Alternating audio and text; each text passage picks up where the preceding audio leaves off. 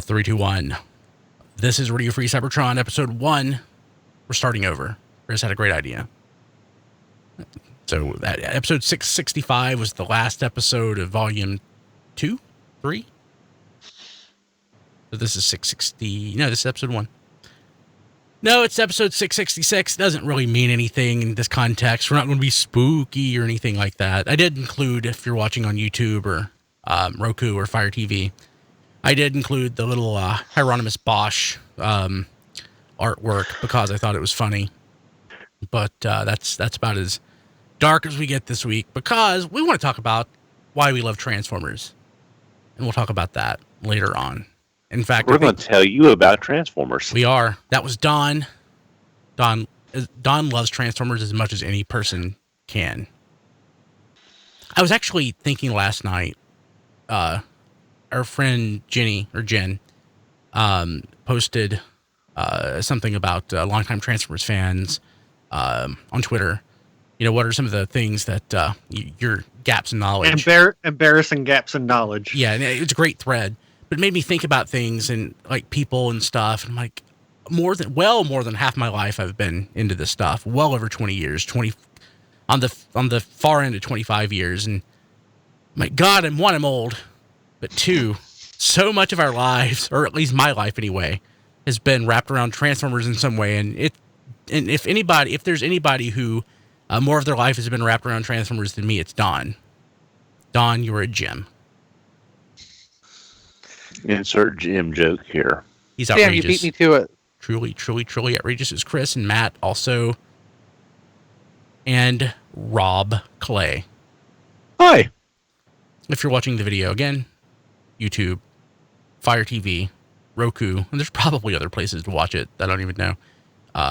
We have Rob represented by Death's Head 2 in honor of Don. Yep. Don loves Death's Head. If this is your first episode, what you need to know about Don is he really loves Death's Head 2. He loves Transformers almost as much as he loves Death's Head 2. Yes. In the shattered glass reality, maybe that's true, but in the real world, no. Yes. Don has owned at least a dozen Marvel Legends Death Heads too. Because you all won't stop sending them to me. TFradio.net. Details. Yep. Yes. So yeah, it's so, funny enough, I don't want to get too in the weeds when it comes to like what's going on, but I know that we had at least one viewing party for the episode, but it was canceled due to coronavirus. So, for the people that were going to be here watching us at a viewing party, which was honestly kind of cool. Kind of hate that it's not happening, but we love you guys anyway. Okay, let's see here. A lot of stuff going on. So we are more than halfway to our goal on our Patreon at patreon.com/TFradio to fund the Toy Detectives. Rob and Chris are now they're partners here at RFC. They're doing Toy Detective work, news, posting and updating the news blog and RFC News Desk podcast. And hey, it's paid work for them. It's they're moving on from their work at T-Formers and coming here. So to help create quality content, we are asking our fans to help us cover costs. It's patreon.com/TFradio. And we are doing the full-time Toy Detectives. Awesome work so far, guys. Like the blog you posted, Rob, was really, really good. The podcasts, you guys pulled together, the Toy Detectives podcast is awesome. Really enjoyed the news desk work, Chris. I was surprised to find the thing you posted yesterday. We'll talk about it. It's news, but a lot of good work. We appreciate it. Fans appreciate it. Help us out. Help out the community because it's a resource not just for our fans. It's a resource for the entire community. Patreon.com/TFradio.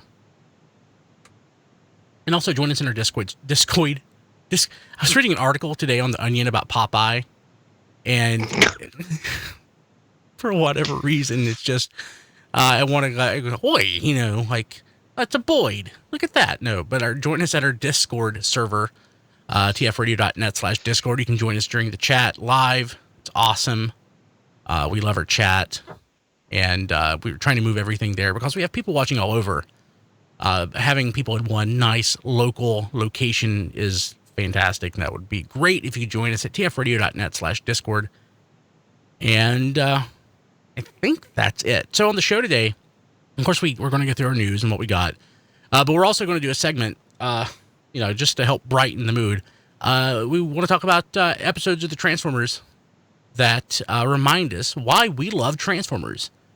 Most of us, I guess all but Chris, are now in our 40s. Don's almost 50. We've been doing this stuff for a long time. And sometimes it's easy to forget, you get in the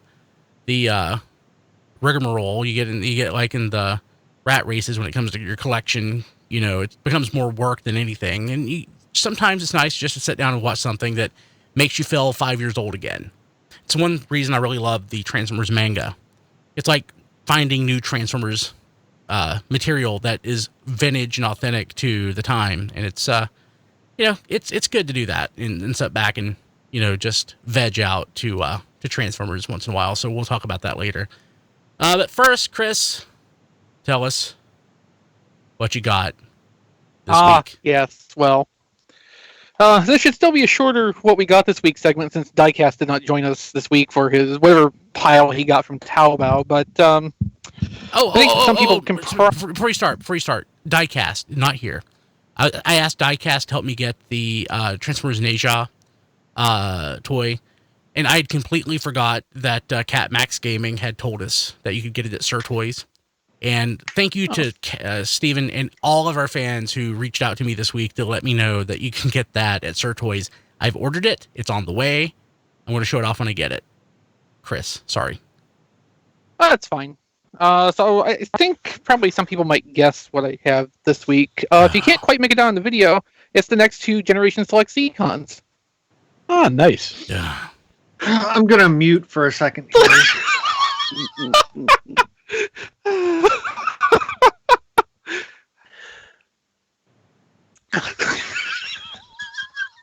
If you're not watching the video version of the podcast this week, you should definitely go back to the YouTube channel. And Okay, I feel better now. all right, so that's good. That was better than anything I could have hoped for, Matt. Thank you. I got Kraken and Lobclaw, which are, one thing I probably could have put in Jen's thread on Twitter about embarrassing gaps in Transformers knowledge is the American names for the Seacons. Sea-Wing, I think, right? Mm-hmm. Yes. The Manta Ray. Yeah. What's Lobclaw? Sea-Wing, Nautilator. Nautilator. That's not a later? Okay. So anyway, I've got Kraken, which is the Manta Ray this time, and Lobclaw, which is the lobster, oddly enough. So Lobclaw actually is the retool of Blot, as it turns out. I think I said last time that Gulf, which is I think Scalar? two of them are remolds of Blot. It's. I had a list somewhere. I don't know what happened to it. Well, if you're going to remold something, might as well be Blot. It's a little complicated anyway, because like Ripper Snapper and Blot, I believe, share quite a bit anyway. So, what's a remold of one is also kind of a remold of another, and it just sort of depends what is prioritized in that, I think. And for my money, Gulf felt more like how Blot was made to work than it did Ripper Snapper. But I mean, it's not all that far off either way. Overall, though, I think Lobclaw is a little bit more solid than Gulf was, for being mostly the same engineering. The lobster head on the back pegs in really snugly, really easily. I've not got any stress marks trying to actually get it to work the way it's supposed to. The transformation is not like especially complicated, as you might expect from something in the Combiner Wars and Power of the Primes mold family lineage. The colors between the two are pretty similar. One thing I liked with Wave 1 is that while they're definitely like two of a theme, there's still more of a distinct difference between how the two toys in that wave were colored. These look a little bit more homogeneous together. Not that that's a bad thing for unified color schemes later on, it's just not the most like visually exciting right now. The only complaint I would say I have with Lobclaw is that the The lobster legs, I think way back when we were getting good pictures of these for the first time, you expressed a concern about this. The lobster legs do not really secure in place in any way in lobster mode. That's what I was afraid of. Yeah, so they're pin hinged to the legs, and basically what they do in lobster mode is they just fold around on the hinge joint. Yeah, and I remember they that. rest. Yeah, they just kind of rest against the underbody. It's basically the weight of the toy sitting on them that's supposed to keep them in place together, which it works ish, just not very well. Like I seriously don't see why they would not have made a little bit longer tab on the end and a channel on either side of the chest for that to actually tab into. There would have been zero added engineering or parts cost for that. But they didn't go that way with it, and it's unfortunate. One thing I love, though, is the head sculpt on this, which may or may not come into focus at some point here. Not really. Yeah, no. Basically, though, like, if you think about Alex Milne's Getaway in More Than Meets the Eye, the way his head looked with the really smooth faceplate with no, contour lines or anything, just like flat, smooth face. It's kind of something like that, and it just really works with this sculpt. It's not like calling back to anything like that, but it really reminds me of that, and I like the aesthetic of it. So Kraken is from Cutthroat or Power of the Prime Swoop, that engineering family, and it kind of shows in some ways, like getting the stingray head on the chest and the way the wings just kind of hang off the back. Like, you can angle them, and they're shown angled to a certain degree in the instructions, but there's nothing really here to like guide them into one fixed position. And unlike with some of the other uses of this engineering, you can't really pitch the wings back. This one does because the hinges are a little bit looser on this side, but it's not supposed to. This one won't go back at all. It feels a little bit like they're in the way of the arms. But I really like the alt mode for Kraken because it's like really low profile. You can fold up the legs tight against the body, and it really is. There's not much height to it. It's really sleek looking. Like, it's something that actually looks like it would be effective as an underwater vehicle or form factor. And actually, messing with this, it made me think. Do you remember the Robots in Disguise Twinferno? Which a couple weeks ago we were talking about on Hasbro Toy Shop on eBay is available for like $6. I really wish that line would have lasted longer to get like a Decepticon redeco of it in Seacon colors, because like it would have made a perfect, Robots in Disguise C-Wing, pretty much. Accessory wise, Kraken has probably a little bit better shake than Lobclaw. So do you remember I was talking about Golf's tail weapon, where it's the tail fin flips around to form the gun barrels, but nothing really holds in place. It doesn't secure. You're just kind of supposed to keep it balanced there. So Lobclaw's lobster tail comes off as one unit. The tail flips around, but this actually snaps into place, and it stays solidly in gun mode, and the gun mode looks a little bit better too. Like this, it looks and feels in the toy's hand like a more effective weapon. Like, it still sits a little bit high off the hand, but it looks much more reasonable than what Golf is going with. And then there's a second rifle that comes with it. This one has paint, and this bladed weapon, which is going to be part of the King Poseidon sword when all the pieces are done coming out.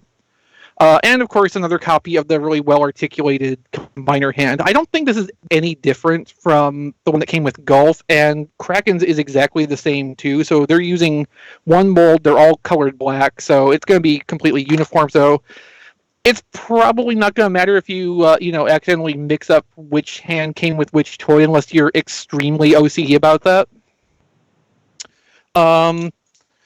Lobclaw's accessories are a little bit more slight. So there is an axe, which is also going to be part of King Poseidon's sword, and a gun that's very similar to Kraken's, just with no paint.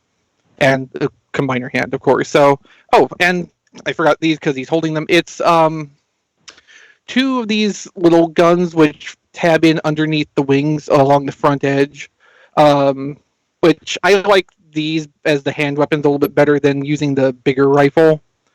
But you could probably there's ports on these, so you could actually peg these onto the side pegs of the big rifle and get a combined gun mode out of it if you're into that kind of thing.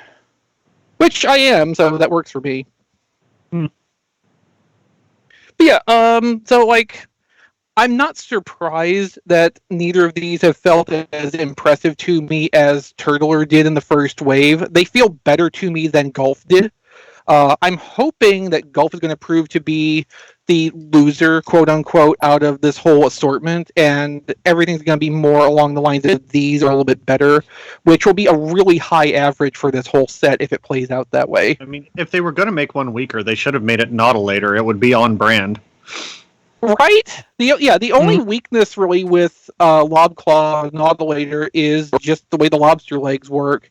And as long as those hinges have decent tolerances, they're going to stay in place pretty much anyway. It's just going to be a matter of, it doesn't look the best necessarily, but probably most of the time everybody's going to have it as a limb anyway, so it's not going to matter all that much. In robot mode, they look fine, and they would look fine in armor leg mode for the same reason. They're folded up, or they're more compacted against the toy. Do we get any questions in the Discord about these before we move on? We're talking about Transformers Neja right now. Well, way to co-op the conversation there, Kilby. Sorry. Moxie, so we're talking about Transformers Neja. Moxie at 3000 has the best story. So his wife asked for it. She teaches English online to Chinese kids, and they're always impressed when she shows them his Transformers collection. So she thought it would be really cool for her to show them their Transformers. And so that's just like the best, most wonderful thing. I love that. That's cool. Yeah. I love that. Okay, so cool. Yeah, I'm jealous. I'm really jealous. I will never get these things. So unless there is another setback, I think Pulse is supposed to get the first wave out in the next week or two. Oh, cool. They are sending out tomorrow the Snake Eyes from the new series, the exclusive version. Yay. Meanwhile, I believe in Japan at least, wave 3 of the Seacons, which is Tentakill and Bueller, are due out at the end of this month. Cool. The Overbite. Yeah. Thank you. The Turtler, I have 2 I'm getting. So I'll have to get that one painted as Unicron. Were you going to help design what that should look like? Yeah, I can work on that now since I actually have one here to figure out the color layouts more precisely. Sweet. Awesome. Love it. Okay, cool. Who wants to go next? Matt? I'll go, Brian. Okay, Don's got stuff. Go ahead, Don. Okay. I've only got 2 things this week. One's off topic, but it does relate to something I got a long time ago. Y'all remember a while back I picked up from the Acid Rain collection the tank, the mecha tank. Yeah.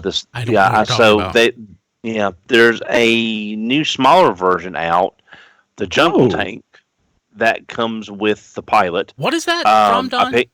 Okay, so for those of you who can't see, Acid Rain is a series of essentially, I want to say they're about G.I. Joe figure scaled mechs, aren't they, Don? Yeah, the pilot figures are pretty much G.I. Joe size. Here's the pilot figure. Don. Yes. And they are expensive as hell and beautiful. Going forward, that's not off topic. That is awesome. Well, see, I'm not. See, I'm just getting these 2 mecha because I like the design. No, buy more. That's awesome. Yeah, there's. Oh my God, that's amazing. Yeah, the figure is about. Start making a smaller scale series. Yeah, because see, when I got this, I'll admit I thought this was the same scale as the Sand version, which is the larger version. That's the one that has all the individually linked tank tracks that you have to assemble together, right? Well, when I got that. They made that as an accessory piece included. That if you wanted the tracks on it, the tracks rolled, but they didn't look like tank treads. They were just strips of vinyl. Yeah, I sold mine out of my set because I didn't want to put them together. So I got like $15 for the tracks. But no, I'll admit I thought this was the same size as the other one. But I remembered I forgot the other one. I got it on sale, so it's smaller than I was expecting, but it's extremely posable. And it looks good in both modes. And there's a lot of, if I bought the other stuff, there's a lot of this one comes apart, whereas the other one doesn't. So if I wanted to mix and match pieces and parts, I could kind of like mega constructs, build the stuff together. But I just want. But again, I wish this was the bigger version, but I do like it. The other thing that I got, it's been a very slow Before week. that, though, I just want to say, Don, you know what that thing reminds me of? Looking at that Power Combiner Heavy Tread. You're right. I hadn't thought about that, but you're right. You don't get a lot of that toy. Yeah. You don't get a lot of accessories other than just the machine guns and the driver and his pistol. But it's a very nice little figure. How tall would you say the driver figure is, like compared to one of those Mega Constructs figures? If you got any of those, I would say it's probably a little bit bigger than Mask. Maybe, I don't know. I'm trying to find. I don't have really anything I can compare it to right here.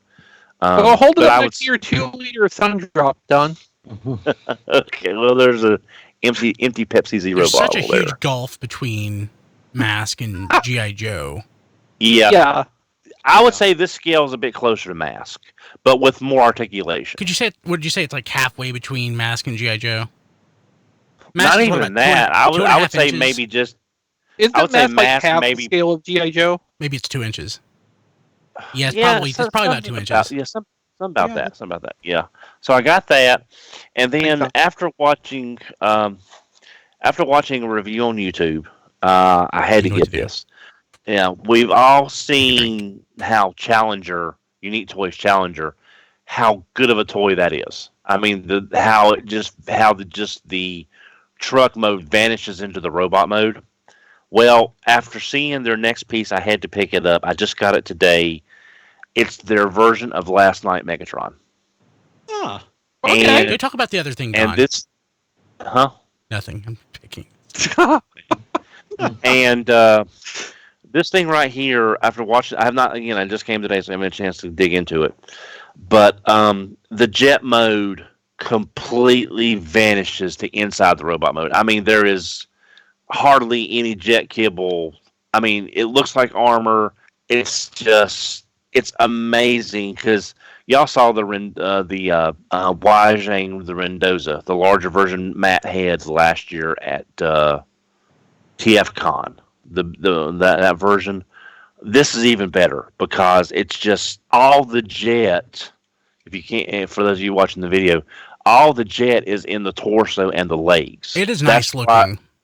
That's why you don't have any. I mean, there is like no jet kibble on here except maybe that's Unique Toys. Yeah.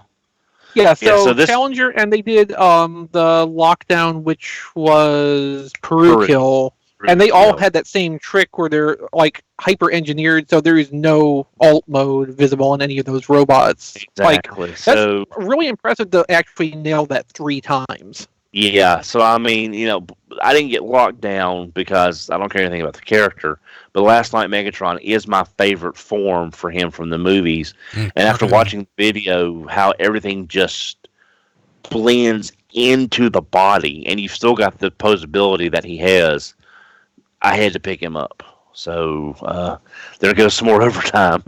But so Don, Night Sword is asking if the Acid Rain figure you were showing was maybe Exo Squad size.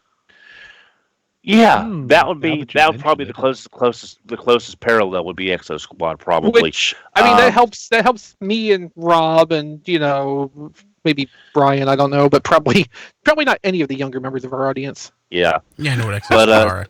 So yeah, now for people that was interested in that, maybe getting that. BBTS did have them on sale for $76 instead of $84. Again, like I said, I thought it was still the big version. I couldn't remember the scales on those, but it's a really nice little piece if you're into the transform. And they have other mecha in this line that transforms, but I just kind of wanted the tanks. I didn't like. To be clear, he's talking about the Acid Rain again, not the the Acid Rain. Sorry, the Acid Rain. So, but yeah, BBTS had this on sale, so I picked it up. And then I had to pick up that the Megatron is called Oh, Dawn's thinking about it. I forgot that. I posted on Twitter. If you look up unique toys, I'm sure you'll be able to find that they don't have like that many things going at once. How much? Right. How much was that unique toys, not Megatron? Well, roughly. Well, now that you had to pay sales tax, that was kind of another chunk on top of it. It was $160. Why don't you pay sales? You've been skipping out on your sales tax, Don? No. I'm just saying, with all the new laws in place, some states don't charge for sales tax yet. Some states do, and unfortunately, this came from TF Source, and they've had to start charging for sales tax now. So it was about $180 with tax, and I paid for the 2-day shipping instead of the free shipping because I wanted to get here the day I was off, so I could open it up and enjoy it. But it was delayed. Yeah, a day. 180 sounds about right for that. Yeah, cool. Yeah. Awesome. So again, it's a little more than I wanted to pay because of all the tax and everything, but but you made like $15 off of those Acid Storm or Acid Rain tank tracks like 5 years ago, so it all balances out. It balances out. Hashtag Don. So yeah, Super Fire Dag Don. I don't even know what the point of that is, but it's wonderful. What?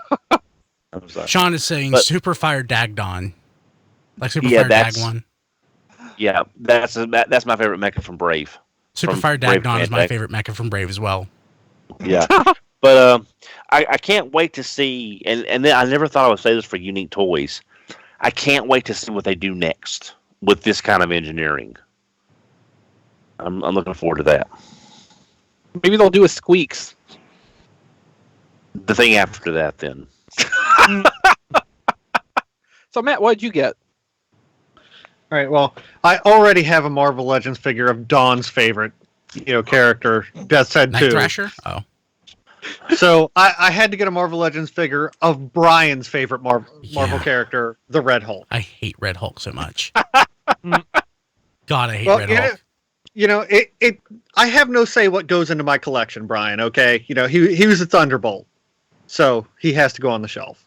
Wait, so like that's after I was like aware of what was going on. He was just an antagonist in the Hulk comic when I was reading. I mean, that's a hefty figure. I mean, I'm the one that got that from Matt. Yeah. And yes. How much bigger is it than Shout out to Dawn. Dawn, because I don't have a Target, so he found it for me. Yeah.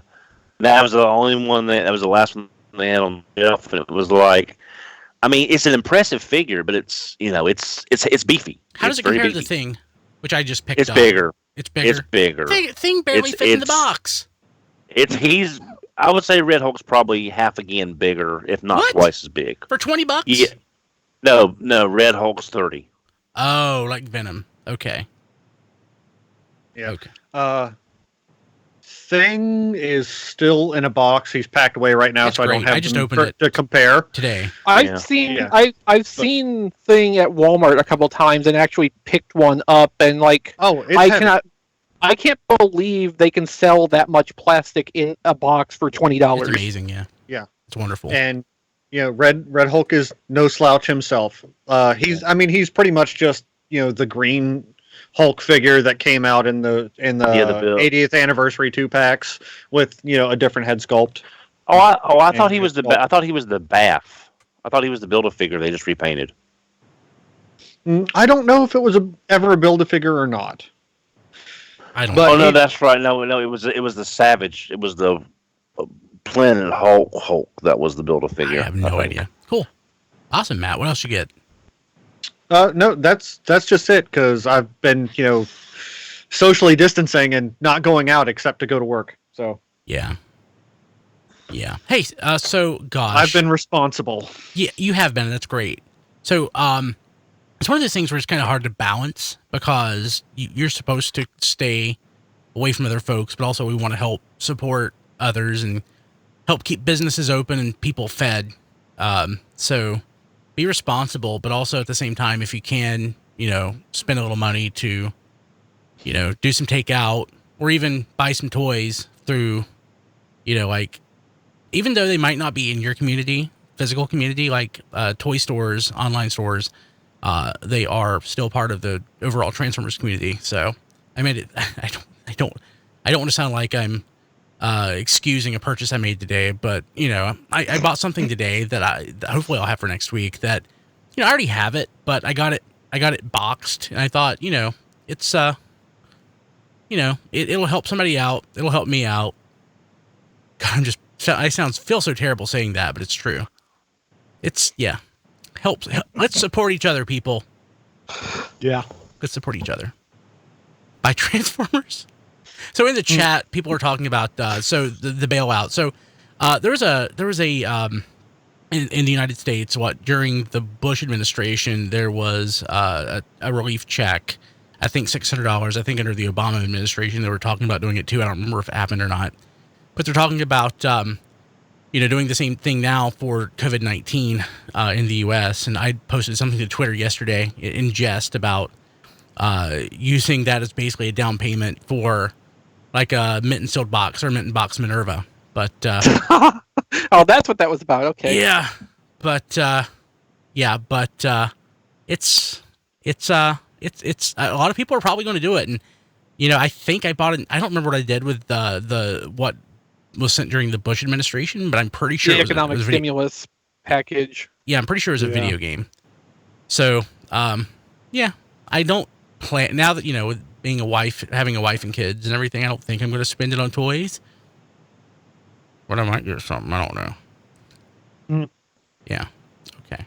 Well, Rob, what? That HasLab Sentinels, going to be announced eventually, Brian. I don't. I don't know.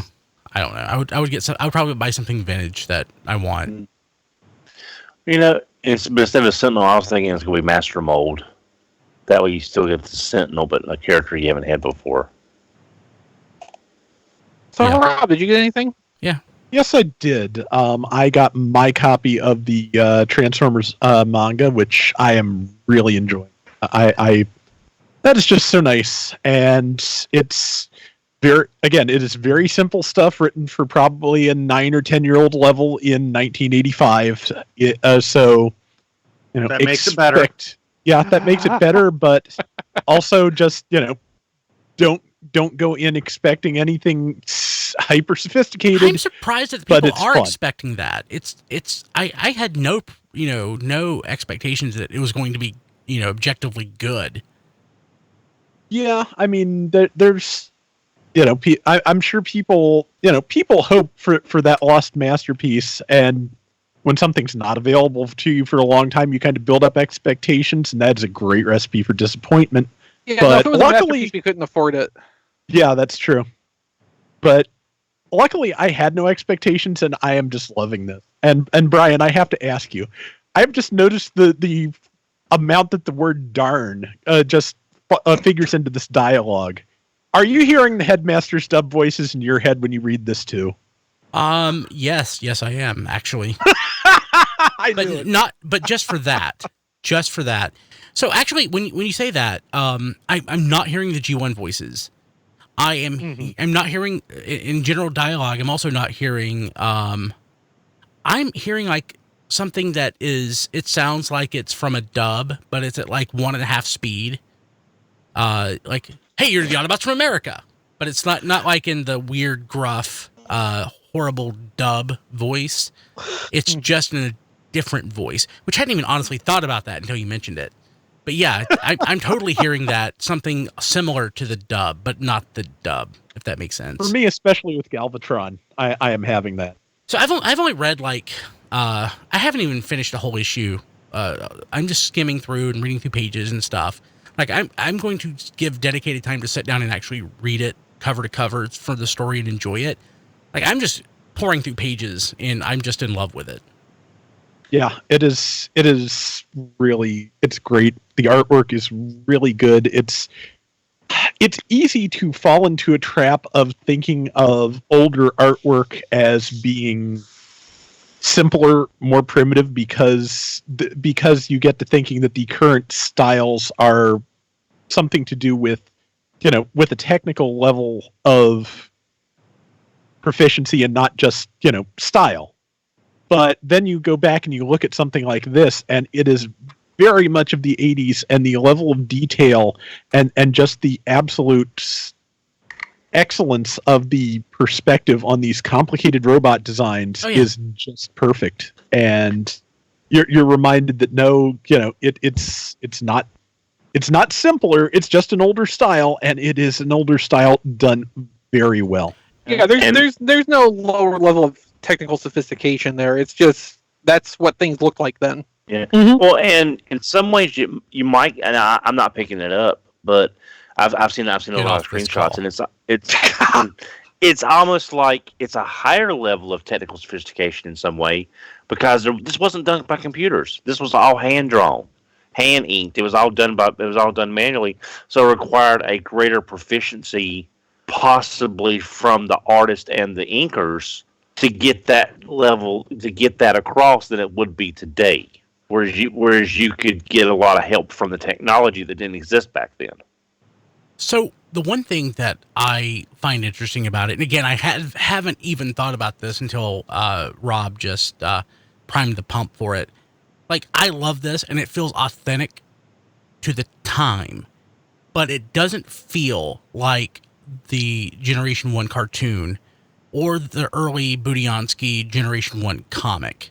It has its own unique character to it, but at the same time, it still feels like authentic, rediscovered Generation 1, which is what it is, which is what basically every other attempt at, writing Transformers, most of the time it's not even something that you attempt. Like IDW, except on rare occasion, really hasn't even attempted to do that. They've always tried to do something, written to an older audience.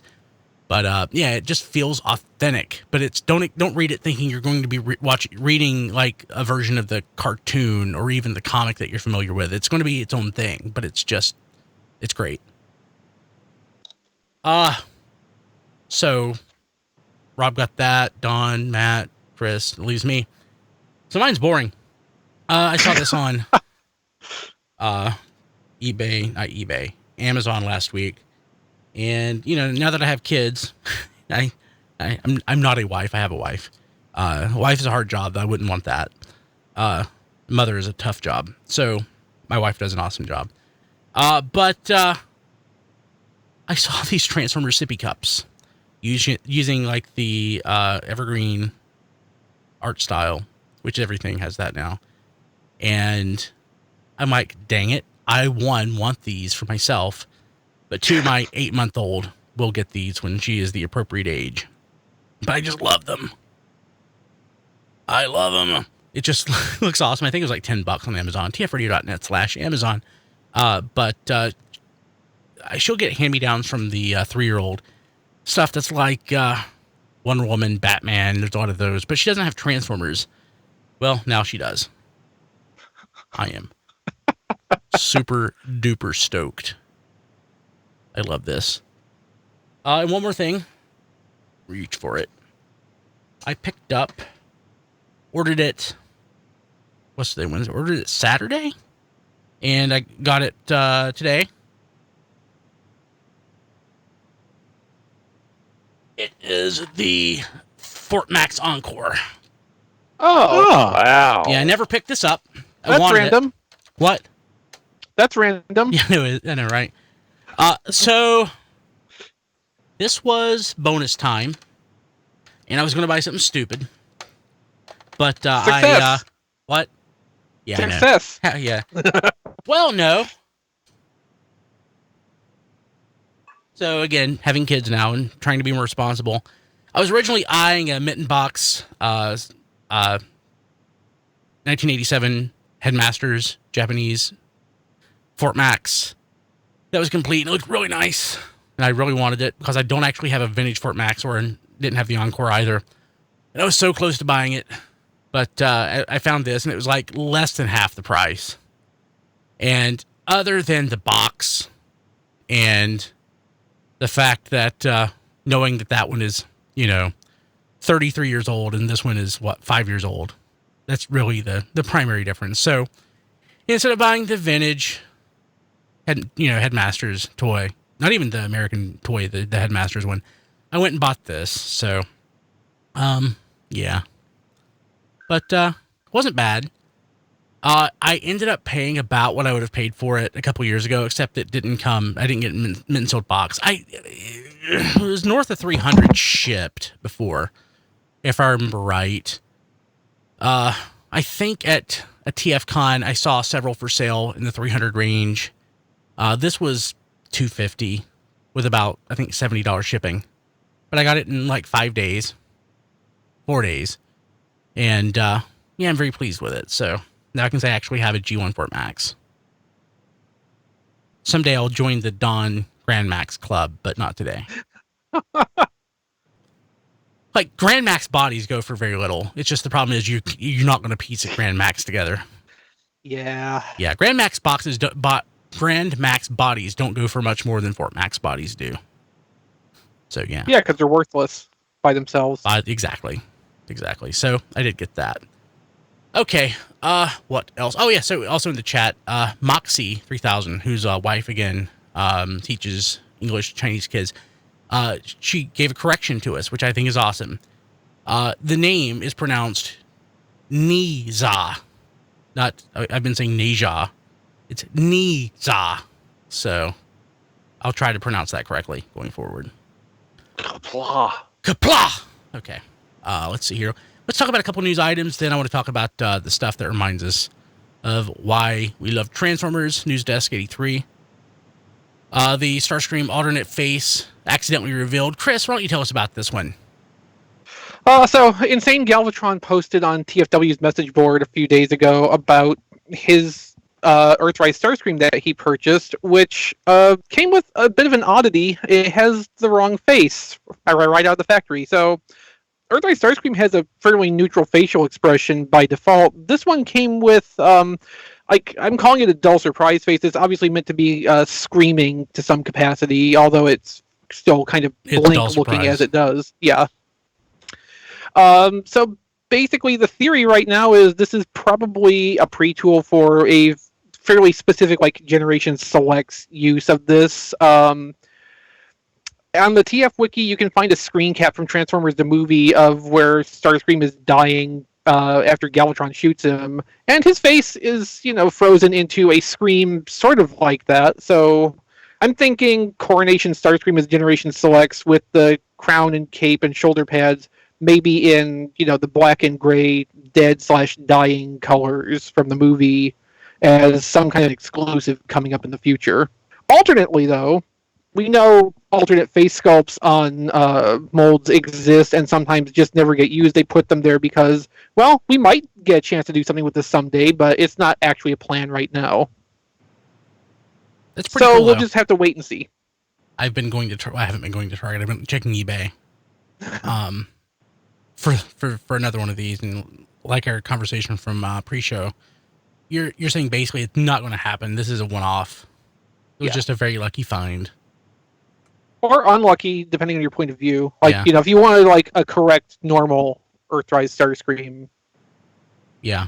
My wife had to go to Target to pick up something, so I had her check for that, and she's like, she is so tired of checking for Earthrise for me. She did get me another sound barrier, though. Yeah, I really want this. I'm not going to lie. See if I can get a better shot of it. I suspect, given enough time, this face sculpt will get used somewhere. You think a Coronation Starscream might be a good choice for whatever the SDCC exclusive set is for this year? If we have an SDCC exclusive set this year.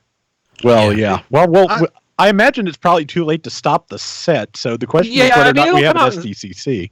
It'll come out in some capacity, just maybe not what we expect. I mean, I was thinking that too, but given some of the stuff we're getting as Generation Selects independent of an event format, I think that's every bit as likely as it being a Comic-Con thing.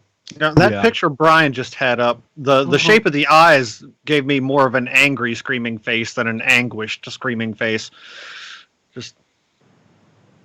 Well, okay, so if you imagine how that head is constructed, the eyes are probably a separate element from the face piece, so they can't really change the shape of those. So they're going to look the same as the neutral or slightly, nefarious expression that the toy by default comes with. So it's still never going to look quite right. They would have to remold more than just the face half of it to get more of a genuine anguish pain thing going with it. Yeah. Cool. Okay. That's really neat. Also, not really neat though. TFcon in Orlando is it postponed or canceled? It is canceled. That's it was the right call to make, but it was absolutely the right call to make. For morale, it's certainly a blow. Yeah.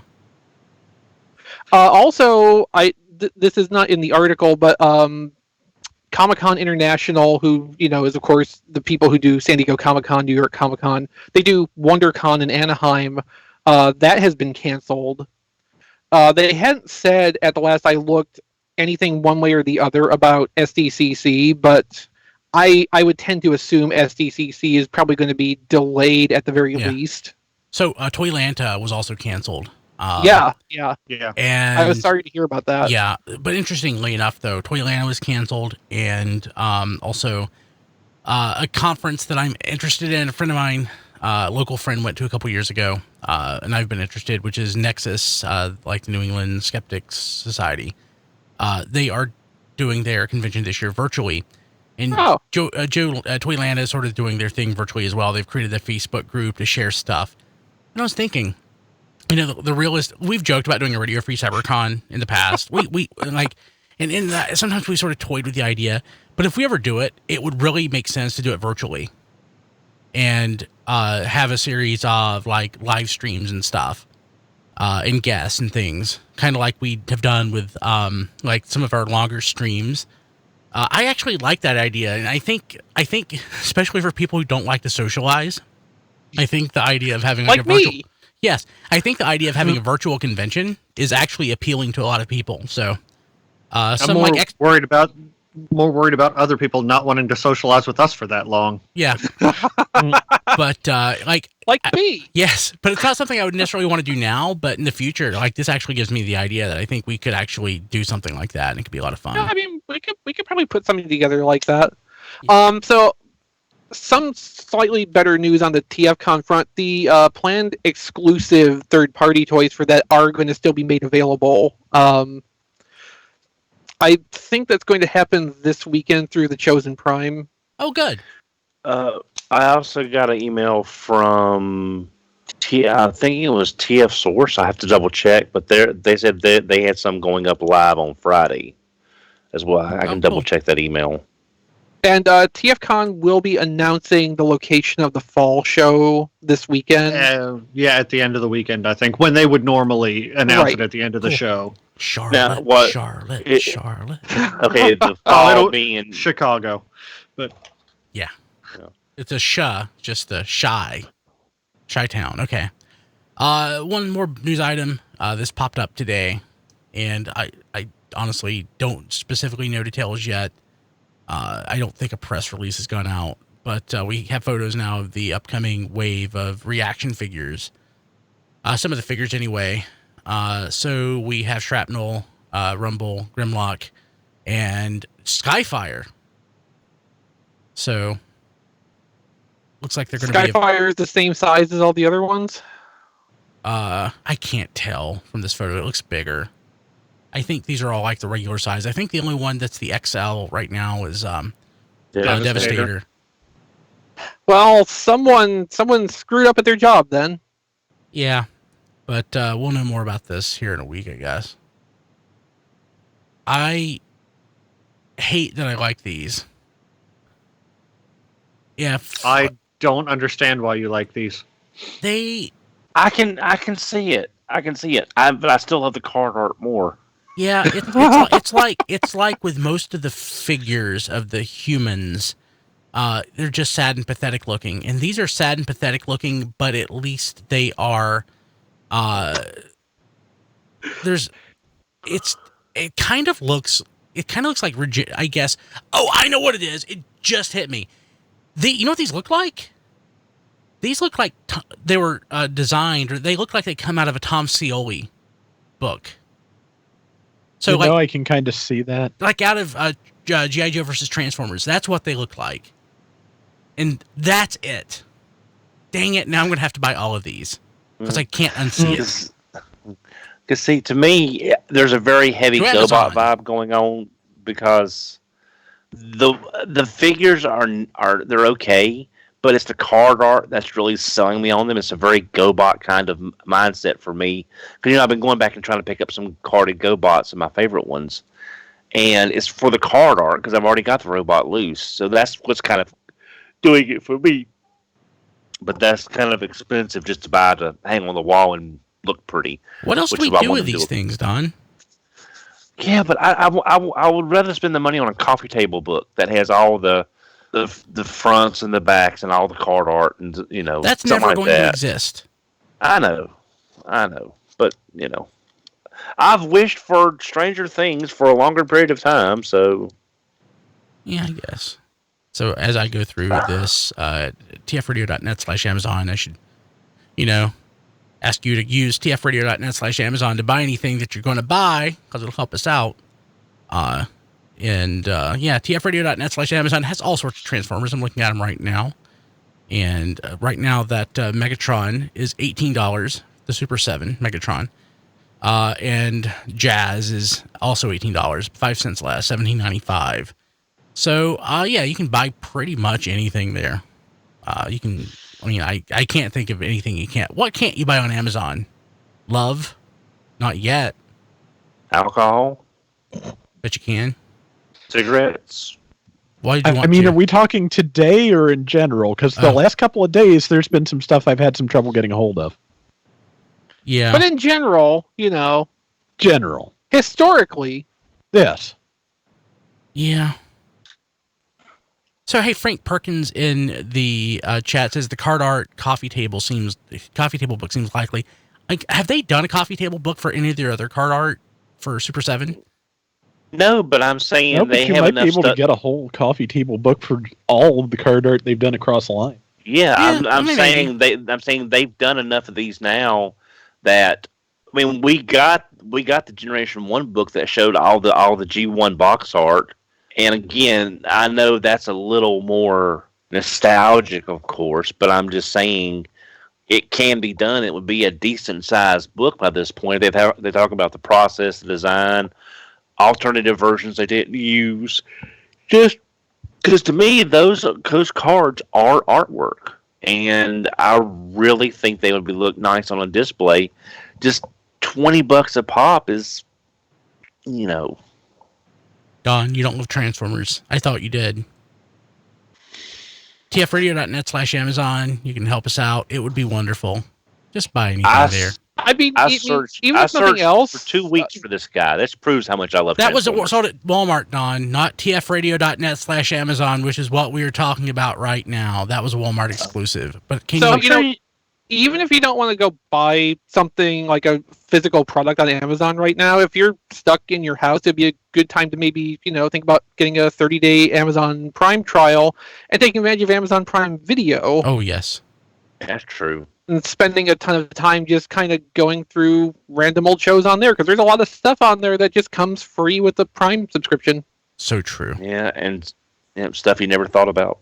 And also, is the original Kamen Rider on there now, or did that get taken down? That's on Shout's platform and a couple other related ones. Gotcha. I wonder. I don't know. Shout Factory TV might have an Amazon channel. I believe that would be something you'd have to pay an additional monthly or something fee for. Gotcha. Since Robert Conrad recently passed away, I like to go back and binge watch Wild Wild West. Well, that might be on Amazon Prime Video. I mean, unfortunately, Babylon 5 is not available for streaming included with Amazon Prime anymore. You can purchase Babylon 5 for streaming on Amazon Prime Video. So, hey, real quick, in the chat, Frank Perkins said that Amazon isn't shipping right now. Not true. Amazon is not accepting shipments from third-party sellers who are selling non-essential product, but you can still buy all your frivolous items that you want at Amazon. They'll still ship it to you, but they're not accepting shipments for marketplace sellers who aren't selling things that are... Is it just the marketplace sellers? Because what I read made it sound like they were prioritizing essential item shipments. They may be all across the board. Maybe, but you can still buy your stupid stuff like Transformers. Yes, anything they have in stock, they will ship to you regardless. Yes. Yes. Okay. Service to the customer is not affected. Yes. Except that it might take a little longer. Yet. Okay. Also, patreon.com/tfradio. I'm about to post the third episode of RFC Throwback. It should be up in the next week or so.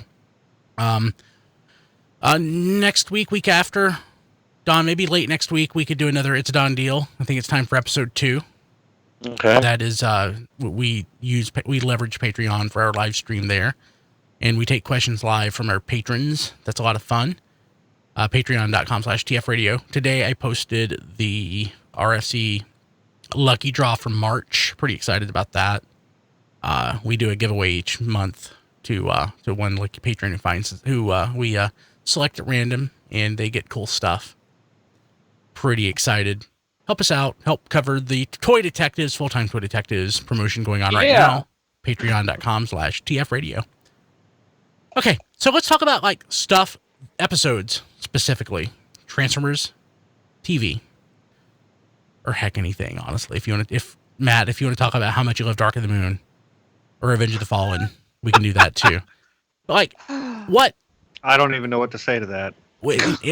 But you'd probably have to be muted to say it. Yes. Yes. So, what if you just need a warm hug of Transformers? What do you sit down and watch? The Low Road. Low Road. Okay. Wait. Honestly, you can see it. So, it's fun. I mean, give me a break. So you mentioned the Beast Wars. You mentioned a Beast Wars episode. I love Beast Wars, but honestly, if I just want to, I don't know that I would pick a Beast Wars episode. I don't know that. Well, then you're broken inside, Brian. I'm certain that I wouldn't pick a Beast Wars episode. Don't know. I don't know that I would pick anything that's not G1. Even though I don't consider G1 even good by most standards. We can all agree that G1 is not good. Yeah. I mean, but it's fun. If I want to just get warm ooey gooeys from watching Transformers, it's almost certainly going to be G1. I don't know. I was thinking, it's so sad, but for me, it's probably going to be season 3. I love Web World. I love Web World so much. Web World almost made my list. It's my favorite episode of the Transformers. But I watch it, and it's just such a crazy episode. The featured characters are the bad guys, which you don't really see that often, and they aren't doing anything wrong or evil necessarily. It's them trying to just live. I mean, it's the problem is Galvatron's crazy. It's Cyclonus admitting Galvatron to an insane asylum. Yes. Because 5 of the Decepticons got together and confronted Cyclonus and said, "We are going to lead an uprising if you don't get this guy under control. If you don't fix this, we will." I mean, it's such a strange episode, and I love it. I never. It's so stupid, but I love the part where Cyclonus has to sign the paperwork. Yeah. Yes.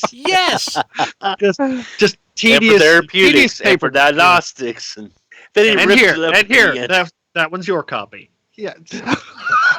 It's a weird, wonderful episode. So Matt, you put a list together. What are some of the things that you watch? Originally, when we came up with this idea, it was a list of 5 episodes, but I did manage to talk Brian into multi-parters counting as one episode. So the first one I have, I'm a big fan of the Combiners. Always have been. That should come as no surprise to anybody. So Machinima's Combiner Wars. You said we were never going to speak of that again. No, you said we were never going to speak of that again. We all agreed, though. I didn't. But the Key to Vector Sigma, parts 1 and 2, introduces the aerial bots and the Stunticons. Yeah. And introduces a little bit of lore about, creating Transformers that, the writing staff then completely ignored thereafter. But still, introduces aerial bots and Stunticons, 2 teams I love. It just a fun episode. Then I had Dark Awakening from season 3. Yeah, it's Zombie Optimus Prime. I love it. That episode is so messed up, and I love it to death. Number 3 on my list is also from season 3, The Burden Hardest to Bear. Mm-hmm. Oh yeah. I like Rodimus Prime. I always felt that he was never given time to grow into his role as a leader.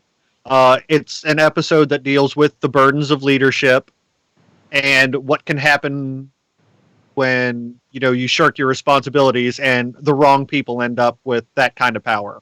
Similar to that one for me, I really love The Ultimate Weapon. It's just Rodimus having to think through and basically think deeply about a problem that he's facing, and it's instead of punching something like Optimus Prime would have done, he actually had to use his brain. I don't know. I love Rodimus Prime. I think he's the best Transformers leader. Period. Yeah. Number 4. Okay, so I wanted to include something a little off the wall here. I watched The Headmasters and found it very, very hard to get through. Yep. But the one thing that can save it is the Malaysian dubs, and I put Life Can Be Sacrificed for Peace on Earth. Yes. As number 4. Yeah. Dawn, stop shaking your head. Everybody's nodding in assent here except for Dawn. Yeah. And also, that one time we got together in TFcon and forced Dawn to watch it in the room for podcasting purposes. That helped. That is going to be on next month's RSC throwback for the public. Patrons have already heard it, but yeah, that's going to be published next month. Oh boy. And to finish off my list is Transformers Animated Parts 1 through 42, otherwise known as the complete series. Animated's so great. It is. Love it. Yeah. You really need to start that one. You need to start at the beginning and just run your way through to get the best experience. So to sort of bounce off what Matt was saying with Dark Awakening, I love that. But when I want to just feel, I don't know, contented, it's got to be the Return of Optimus Prime parts 1 and 2.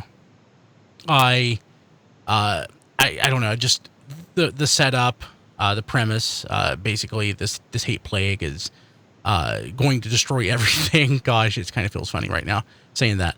But how there's just this existential terror, the whole universe is going to be doomed, and Optimus Prime, they figure out, hey, Optimus Prime is here. Let's use this Quintesson, bring him back, and he can figure this out. And he did. Brian. Yes. By the time Earthrise is over, you will have an Optimus Prime toy whose chest opens up, a Quintesson, and a Skylynx to recreate that scene.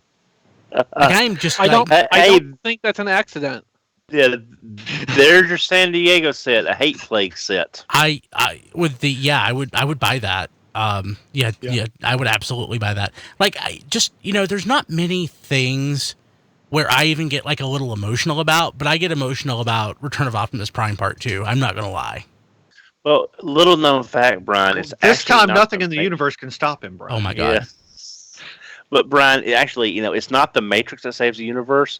It's that he's broadcasting the touch to the universe. You're exactly That's what right. does the trick. And the all hell's breaking loose part is that makes the cut and goes over the. I know. Yeah. As a kid, I was like, "What?" They said I was surprised myself. Yeah. So, does anybody past G1? Rob, do you have? What does your list look like? What do you like? What makes you feel young again? Okay, so I didn't get as far as a full list. I thought about it, but my brain has been mush lately. But I did at least get one thing that I can actually, talk about for a few minutes, which is the one that just stands out as my having enjoyed the most as a kid is the 5 Faces of Darkness parts 1 through 5. Yeah. Now, the reason for that being when season 3 started, seasons 2 and 3 for me came on just as I had to go to school. It was very rare for me to actually catch the last 5 minutes of an episode because I was supposed to be at school at that point. But I managed somehow to whine at my parents enough that I was able to hang around for the end of every one of those 5 episodes. I think that's the only multi-parter I caught in its entirety as it aired. And that was just that was just such a wonderful thing at the time that it still sticks with me now. So much is squeezed into it. There's so much of the universe that they build in Five Faces of Darkness. Yeah, I mean they're basically, after the movie almost literally threw last year's toys into the trash, they kind of are rebuilding the entire thing over the course of 5 episodes, and that takes a lot of work. It really does. Yeah. And plus, Galvatron just attacks his own troops as soon as they save him. Yeah. Mm-hmm. Love Galvatron but I mean, much. They took him from his throne of ash, or whatever he said. So, I want to deviate from G1 for a second, but if I was gonna go back to one more episode, I would go back to Starscream's Brigade. Oh, that's good. Yeah. And Revenge of Bruticus. You need to watch them back to back. Yeah. That one, for whatever reason, as a kid, I just have a lot of fond memories of that, and I've just rewatched all these episodes too. It also has some universe building in the idea of the Decepticon prison, basically. And they could have done so much more with that. Why did Starscream only take 5? I know they couldn't have done more with that because Starscream blew up everything except for the 5 that he took. Right, exactly. Like, why did he only take 5 and then blow everything else? Well, he did. That's all he could carry. Yeah, but I mean, I just love those 2 episodes back because Bruticus is my favorite combiner. And I just love those episodes back to back. And there's a few plot holes, but I mean, it's just when they form Bruticus for the first time, it's like, yeah, I know. I mean, there's something visceral about it. As a kid, I don't know. As an adult, I just still feel very fond about that episode. It takes me back. I guess moving to Beast Wars, the one episode really for me, I watch it and I love it each and every time is Transmutate. I don't know, I just like the when common ground is found, and going back to the Return of Optimus Prime, they had to, in some capacity at least, reason with Galvatron at the end, there's a mutual respect. I mean, I don't know. That's just a theme that I really love seeing in fiction. It's just when something happens that's so impactful or profound that even the characters that we're reading about have to, at least for some reason, set things aside. And with Transmutate, I mean, that's at a theme. There's understanding between the characters that wasn't there before. And I don't know, just I there's an emotional hook for me with that episode. And of course the agenda, and Code of Hero, all of season 2 is amazing. It's peak Transformers. But I honestly kind of like Optimal Situation too. I'm not gonna lie. I wouldn't tell that to many people, but well, you just told you a bunch right now. And Nemesis Part 2. Just all the Furmanisms. Oh, that didn't age well for me. No, but it's so fun. When I think about Beast Wars and episodes that really see, I think I'm looking at it from a different perspective because the way I'm thinking about this is if I want something just simple and fun to watch, a lot of the time I'm going to season 1 episodes. So A Better Mousetrap, which is mostly Rat Trap having an adventure by himself. Him versus the defenses in the ship. That's pretty good. And the Maximals outside just standing there pointlessly shooting their weapons at the shield because they don't know what the hell else to do. There's that. And the Low Road, like I mentioned before. Mm-hmm. Possession is really fun. Not just for the the G1 callback, but it's just a fun premise, a fun adventure that mostly focuses on the bad guys. There's a lot of that kind of stuff in there, and season 2 is great storytelling. You don't get a lot of those standalone, really simple, fun kind of episodes out of that though. Season 3 tried a little bit more to do that. What was the one where it was Rat Trap and Depth Charge? I cannot remember. Go with the Flow. Yeah, that one. Go with the Flow. in general, at the time, the fandom hated that episode. But I'm like, this is kind of nice. This is entertaining. It's very light and a little bit mindless, but that's okay. Yeah. So I'm oh, sorry, Don. No, go ahead, Rob. Go ahead. I was just going to say I'm with you on that because I'm of the age where anime used to get more episodes than was absolutely 100% necessary to tell the full story, and generally you would have that first half of the show where you actually established the characters before the plot kicked into high gear, and I really miss that. And that's kind of what Beast Wars Season 1 is to me. It's that establishing phase where you can actually build the characters and spend time with them so that when everything actually gets serious in the second half of the show, you actually care. Yeah, if you actually took all of Beast Wars and strung it together the way old anime used to be, where you would have it air back-to-back 52 weeks for 1 year, it would have the perfect story structure for that, for how giant robot series works. Because you get to the halfway point and you get that first upgrade, then you get near to the end, and especially as you got in toward the 90s, you get that second super powerful upgrade to finish out the series with it. Yeah, that really actually was that intentional? Maps surprisingly well. Probably not, because that was the demands of the toy designing as the thing was going along, whereas with the anime, all of that would have been pre-planned out from the time the show was being put together, more or less. But I never thought about Beast Wars working in that story structure format until you brought that up. You're having some insights tonight, Rob. Well, I'm glad. What else is out there? Obviously for me, I think the ultimate warm hug, though, even though I think it's horrible as far as conception, is Transformers the movie. Transformers movie is, absolutely, that goes without saying. Yeah, Transformers movie is not good. It's not well written. The animation's not that great. But the music sucks. But it's still Why can we not hang up on Brian? It's comfort food. Okay. We could hang up on Brian. However, it would not accomplish anything because he would still be on the stream. And just talking about how Transformers the movie is not great, but I love it. Ghostbusters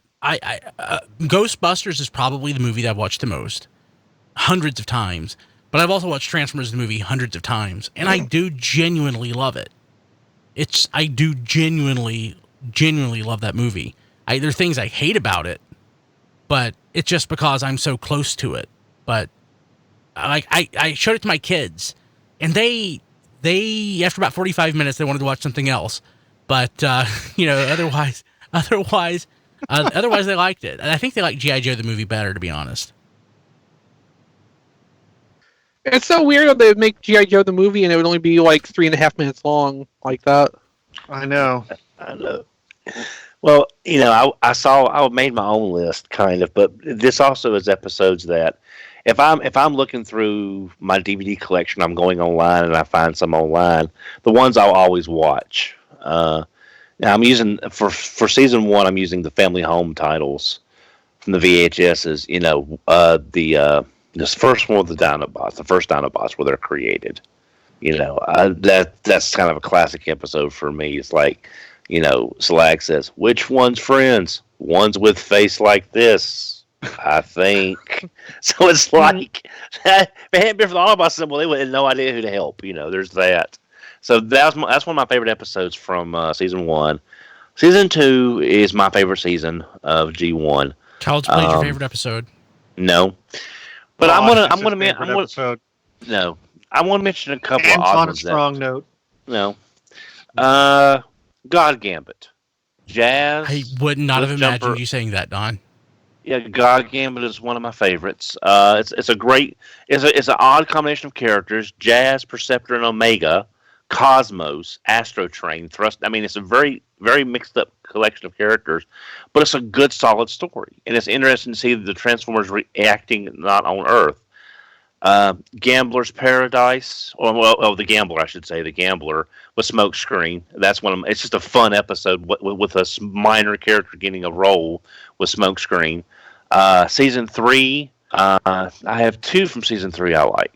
Dweller in the Depths. That is a very creepy, very, very not scary, but it's a very well done episode with a lot of more horror to it than a lot of people would think. You know, when you've got energy zombies and RC shooting Galvatron's cannon, and just it was a lot of good moments that I liked. And this is kind of a low hanging fruit, but I'm also going to suggest Call the Primitives for the anime, just the way it looks, the visual quality. It's a fun episode, and it looks great. So it's a shame we couldn't get more of this from season 3 from TMS. Rebirth, of course. I mean, I can say Rebirth. Oh, it's crazy. I didn't even say Rebirth or Fight Flee. They're both. Yeah, but Rebirth is crazy. We didn't bring up War Dawn or Starscream's Ghost either. Yeah. So many good episodes. Yeah. Now, the only one I'm going to really mention outside of G1 is because y'all mentioned so many. One of my favorite episode of Prime, Chain of Command. Miko gets the Apex armor and pounds the living crap out of Starscream. I love it. She becomes a wrecker. I just really enjoyed that episode. I love watching Starscream getting the crap pounded out of. Any episode of Prime that focuses a lot on Starscream is good, in my opinion. Yeah. There's that one line where, he says, even the strongest of armor can't protect the weakest of creatures, and she says, "Well, it protected you, didn't it?" So like like animated is too recent. It's not recent, but it's too recent in my history to sort of give me that same feeling, that like of contentment that I get from something, say, in the 90s or the 80s. Like, I wish that I could give you a list of like animated episodes that do it for me, but like the most recent episode of anything I can think of that I watch and I just feel contented is like OG Robots in Disguise, which was like the fish test. Like, it's, for what it is, the fish test is, I think it's the exemplar of like Robots in Disguise, but I don't think it's a good episode like a lot of the G1 episodes that I mentioned. But like, I should go back and watch Prime. I think part of it is one of the reasons I can't get into it is because part of my soul is dead, and anything new, I just can't connect like I used to be able to. I don't know what it is, but I think part of it is like I just don't have the ability to connect with new media like I could when I was younger. I don't know. I think for me, it's easier to connect to things that are actually fully new and don't have a point of comparison than it is to connect, frankly, to newer iterations of Transformers. So those are things I tend to end up enjoying on an intellectual level more than more than emotional. Yeah, I totally get that.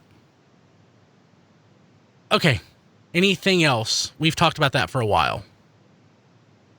If you want fun G1 episodes, like, go to season 2, watch things like City of Steel, not kidding, Triple Takeover,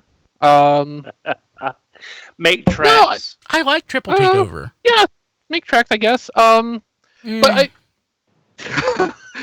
season 2 Changing is the longest gears. Yeah. Sea change. Season 2 is the longest season of G1, and like it's got the most variety of episodes with the most variety of production quality levels. But like, for that reason, though, it's easy to find just random isolated episodes. Hoist Goes Hollywood that are in there. You can have a fun time without having to think too much about anything. It's good light escapism. I also am having trouble thinking of like particularly more recent things that really click with me in that way. For animated, the only thing that's immediately coming to mind, and I don't remember the episode title, but Sari's Brigade of Substitute Autobots.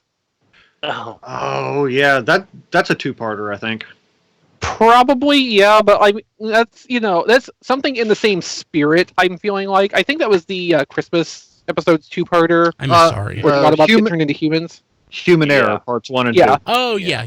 Okay. And Crunson also says Enter the Nightbird for just crazy, weird. So that's yes, that's good, a wacky. That's a great wacky fun, man. It's wacky fun as heck.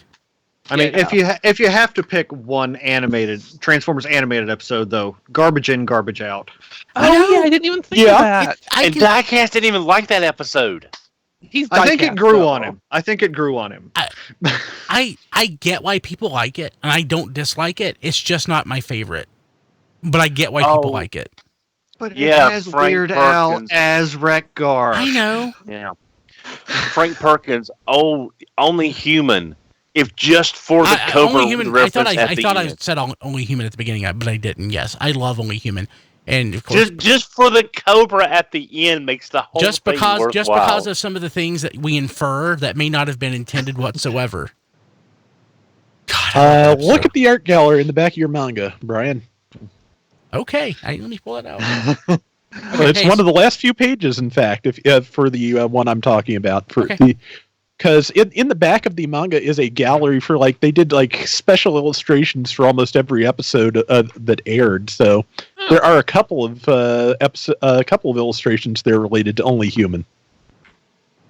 Yeah, Robots in Disguise 2001. I think a lot of the run of that has kind of the potential to fit more what I'm thinking of this in the context of, because there was sort of slightly an underlying storyline through the series, but it, as anime does, it only really came up in little bursts and pretty spaced out. So between that, you got a lot more simple episodic stuff, which for the most part, if I'm going to just go back and randomly watch an episode for distraction or to kill some time, I don't want something that's part of an extended serialized storyline. I want something that's one and done, or maybe a two-parter at most. Okay, I think we're done now. Now it's time to thank our patrons at the touched level. We have some new ones to name, so I'm going to botch some names. Oh boy, this will be fun. Apologies as always. Hey, first, I don't know that I'm supposed to say this or how I'm supposed to say it, but Massey the Attack Cat. When you factor in that Massey might be part of another, a cabal of people blending together into one Patreon, they reach the touch tier. Maybe Massey the Attack Cat and Spider Bob, who might be related or might not. Thank you. Brian Cooper, thank you. New patron, Emmerich Sresovich, thank you. I know I'm going to butcher that. Hector Bones, thank you. Jacob Owen Lucia, thank you. Jason Hiley. Jason, thank you for the all the feedback and everything that on Twitter lately. You are phenomenal. Jason W. Rye, thank you. Jonathan James, thank you. Kevin Dorsey, thank you. Matthew Deadman, thank you. Mike Mallory, thank you. Nathan Sampy, thank you. Rabbits, we love rabbits. Thank you, rabbits. I'm going by the display name, guys. Of course. Sean Bratton, thank you. And Sean Hamilton, thank you very much. Did I say Kevin Dorsey? Did I skip Kevin? Kevin, thank you very much. Awesome. Thank you, guys. You can become one of the touched by going to patreon.com/tfradio. One thing I didn't mention, if you are one of our new touched patrons, and that means you qualify for the trading cards, the next one is going to go out sometime next month, so I will just send you the diecast card and what will probably be the Dawn card, which tells you that I haven't got them printed yet. The Dawn card, Dawn Carnage, will be the next card. So that Dawn will go out in I'm not that awesome. I'm not that awesome. Yes. Okay. Well, okay then. Dawn's Head 2 it is. Dawn's Head 2. Dawn's Head 2. So go to tfradio.net. We posted a lot of stuff this week. We have that article from Rob. We have the RSC News Desk podcast that's been posted. I posted the first episode of RSC Throwback. On that, we gave an update on that Transformers scam that I talked about last little while ago, as well as our buddy Gabe Owens talks about some of his favorite first Transformers things. And I basically reminisce about Sharticon. So I didn't actually even tell you what the Throwback podcast is. So the idea behind Throwback is it's basically what Radio Free Cybertron was 20 years ago. The format, it's very discreet, broken up into individual segments. Sometimes it's just one person. Sometimes it might be a couple people. but it's an evergreen show. The content should be good forever. And if you're listening to it in 2030, it should be just as relevant as it is in 2020. So check that out. That's at tfradio.net. It is RFC Throwback Episode 1. Episode 2 will be out in a month. It's already recorded. It's available to patrons at patreon.com/tfradio at the Matrix Bearer and Touched Tiers. And Episode 3 will be available to patrons, hopefully maybe even by this weekend. That would be awesome. You can find us on Twitter at tfradio, Facebook at facebook.com/tfradio, Instagram at tfpodcast, YouTube, Roku, Fire TV, Apple Podcasts, Spotify, TuneIn, iHeartRadio, Stitcher. We're everywhere, basically. I've also updated the RFC Alexa app, the ALEXA app. It may have removed the old one from your Alexa or your Echo. Apologies. Don't hate me for saying it. But it might have removed it from your system. If it's not showing up in your flash briefing, tell your ALEXA to add the RFC Transformers News to skill to your Echo, and it'll add it, and that will show up in your flash briefing. I think you have to listen to even more of me. Yeah, I know. Then you can go to tfradio.net/666 to find the show notes for this episode. Leave us a voicemail, 931-99-GO-BOT. You can send us a text, 931-994-6268. We'll include those on the show or during It's a Done Deal. John Luna not here at that John D everywhere. Diecast not here. He is at that. No, he's not at that. He is at Diecast2 on Twitter, and he is also on Facebook, Reviews by Diecast, and of course RFC Reviews, which you can get to by going to tfradio.net/reviews, and those are also on our Roku channel as well. I am on Twitter at bkilby and on the Instagrams at Brian Kilby, and I also do a couple other podcasts occasionally. One should be hopefully recorded this weekend. That should be a lot of fun. And I posted one a couple days ago, I believe, on the coronavirus and update podcast for my Happy Daily. Pretty fun. I mentioned it last week, but yeah, I think I'm going to record another one here in a couple days. So I think I'm going to try to document this whole situation through the lens of Happy Day Brian at BrianKilby.com. Boy, that's gonna really confuse the next civilization that comes along after us. Yeah. Yep, it'll be awesome. Chris, how do people get a hold of you? Well, for my toy photography related work, which includes galleries, articles, and other assorted, articles and galleries, you can go to playwithphotography.com, which is the main website, or visit on social media, instagram.com/playwithphotography, or at playwithphotos on Twitter. And if you like the work I do in this field and would like to help me do more of it or just show your support, you can go to patreon.com/playwithphotos and contribute for as little as $2 per month. Personally, I'm on Twitter at ChrisRTXV. If you like, you can check out my Amazon wish list at tfradio.net/ChrisList. Purchases made through that link will send me something nice to, pass the time, and also kick back a little bit of money to the podcast to help pay for this whole toy detective business we're trying to get going on here. Yep. So thank you. Twice. Sweet. Rob.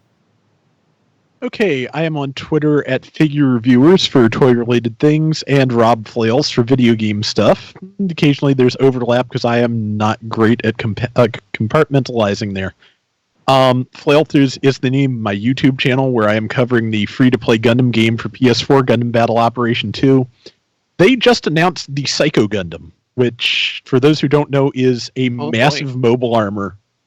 It is a good, 3 to 4 times the size of other mobile suits. We're not sure how that's going to be implemented yet. We're probably going to find out in the coming week, so obviously I will cover it as soon as we know what is actually going on with that, so check it out over there. Every Thursday you will see the update for Gundam Battle Operation 2 for the week, get an idea of what has changed, because they add things to that game weekly. It is really well maintained, and they do a lot to update it and try and maintain game balance. It's one of the least sinister gacha games I think I've ever played. It's quite good. If you like what I'm doing there, you can drop me a couple of bucks at patreon.com/flailthroughs, and I will play your request of colors, weapons, mobile suits, etc. as a round of the game. If that is not your thing and you would still like to help me out, I mean, take the money either way, even if you don't have a request, for one thing. And for another, there is tfradio.net/claylist, where, same as with Chris, you can get me a thing and get money to Brian to ultimately also give to me. Yes. Sweet. Cool. Don. I can be reached on Twitter at HMRC, the number 4, EVR. That is awesome. This episode is over. It was a momentous occasion, and let's never talk about it again. That's it. We're done. Okay. Okay. I'm glad. It occurred to me entirely too late that I should have found an image of Mr. Satan to put over my space instead of Death's Head 2. So, well, I mean, I didn't want to do, I was going to do Ox King, but I thought, hey, somebody may, Bandai or somebody may look at that, and or Funimation may say no. So yeah, Toei especially can be touchy about that, so probably a good move. Yeah, so it's why I left the Death's Head. Nobody cares about that. Except for Dawn. Oh yeah, Dawn loves Death's Head. Dawn, what's in your bag? Was that Dawn or is that Matt? Wasn't me. Oh, that was just a piece of paper. Oh. Okay. TRD. Matt wrote all the extra curse words he wanted to say, but didn't think of them a while ago, and I don't wrote have them that down much to get them out of paper. the system. It's just the Seacons, Matt. You'll get them eventually. Not like it's important like Raiden. I mean, probably, in a week or two, you'll have a set of them, the first set. Then a few weeks after that, probably another one, and a couple weeks after that, the last one. So it won't be that bad. And a lot less money. Yeah. Yeah, well. So there. Oh dear God. It's an AFA graded Raiden set. Nope. You've been good, Brian. You deserve it. I don't need that. I've not been that good. I will never be How that much good. is it? $9,500. Kind of was expecting worse, honestly. Yeah, Brian, don't get that. You'll be railroaded. God, Don. Now here is this is just the train bots though. This is missing the pieces. It looks like there are more of these on eBay than you would think.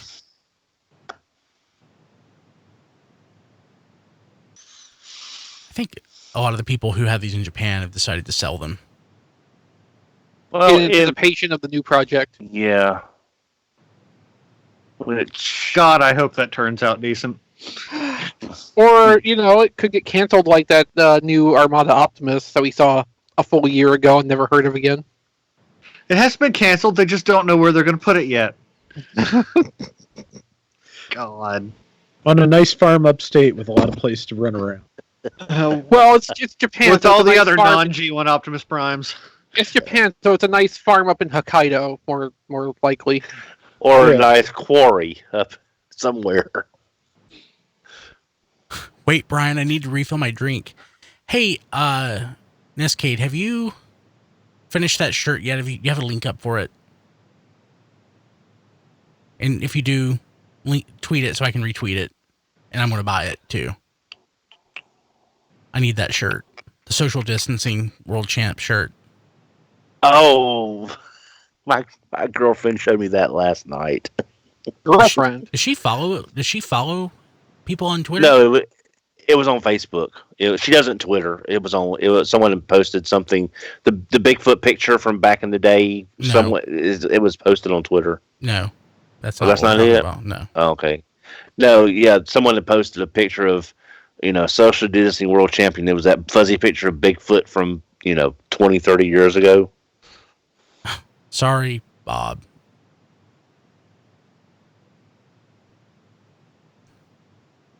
I hope the Armada. I hope for those who want it, I hope the Armada Prime does come out. I'm finding that less and less likely as time goes on.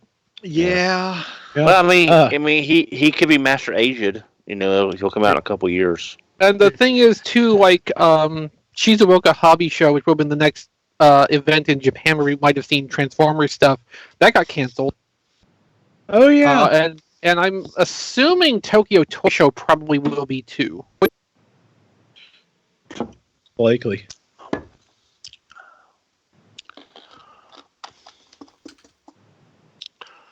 You being snooze, you butt?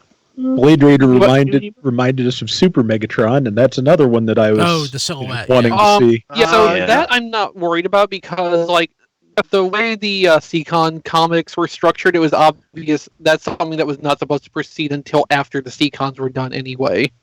Yeah. But it still has been a year now since we've seen that. Yeah. So. Yeah, and probably, like, at least the original plan probably was after the last set of TFcons comes out, which is the end of this month, then they would start promoting Super Megatron with either a test shot or even a full color one and release date somewhere later this summer. I mean, we got, and then they'll promote the God Neptune TFcon. Oh, Mock Tackle made the most awesome thing. Did you see this? Well, that depends. When did it happen? I'm just putting What is that? It's Sound Barrier made up to be Tidal Wave. Calling it Tiny Wave. Nice. It's beautiful. Like Okay, I want one in Micron Legend colors. I want one in Energon colors, the Armada colors. Yeah, and that too. Yeah. I mean, I just don't get why everybody's going so crazy. He's a plank. I don't get it.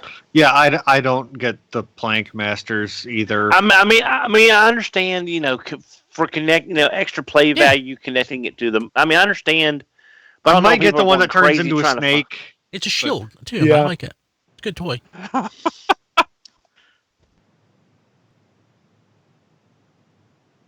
Okay. But, you know, that's if I ever leave my house again and there's actually something on a shelf somewhere to buy. Yeah. Yeah, well, it's like I said, you know, all my Target has put out since the beginning of the year, other than all that Cyberverse stuff that came out, is they're on their third case of Starscream and Grapple, and there's one Grapple left, and that's the only thing new that's not Cyberverse that has come out.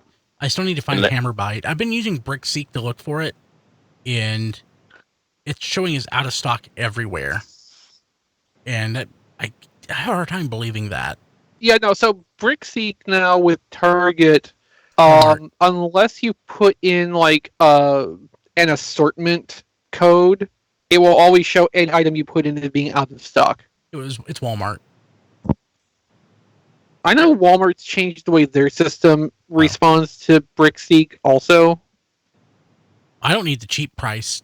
I just want to get the shirt out there. I think my problem with these t-shirt companies, and I don't know if that's the one that you use does this, but like the designers seem to get screwed out of like their margin.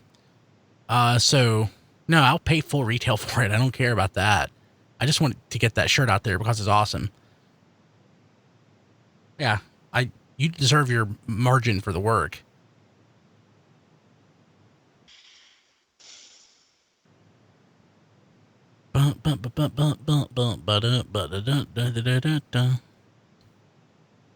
Okay, the Twitters.